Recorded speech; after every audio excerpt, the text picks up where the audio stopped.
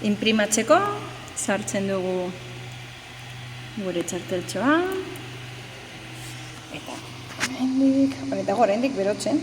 Aprobetxatzen dut askotan, aurretik jartzen dut berotzen eta horrela irabazten dut denbora hemen, ez asko.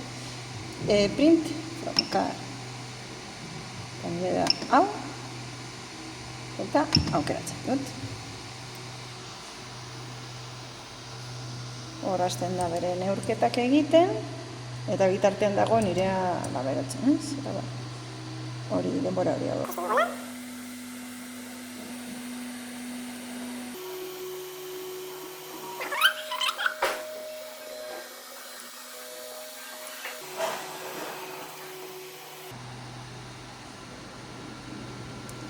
Egiten du hor lerrotxo bat egiten du.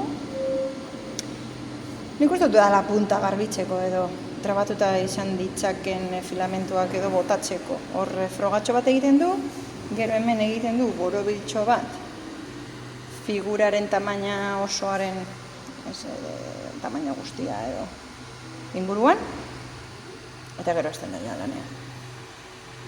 Baina hemen lehenengo geruza beti gelditu ikusten, zeren batxutan ez du ondo harrapatzen lurrarekin, ez da ondo gelditzen pegatuta, orduan, gero voltatu behar gara eta egon da lana lapikutera.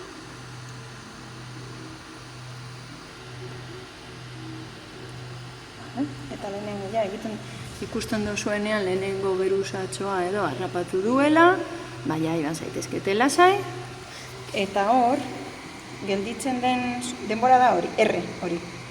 Bai? Hau da, daramana 3 minutu gelditzen zaiona. R gelditzen zaiona. Baina, hau ez da benetakoa. Normalean gero gutxiagoa da, murrizten doa. Hau da lehenengo kalkulo batzuk egitituna berak, baina gero murrizten doa. Lana aurrera doan ala, denbora gutxiago izaten da.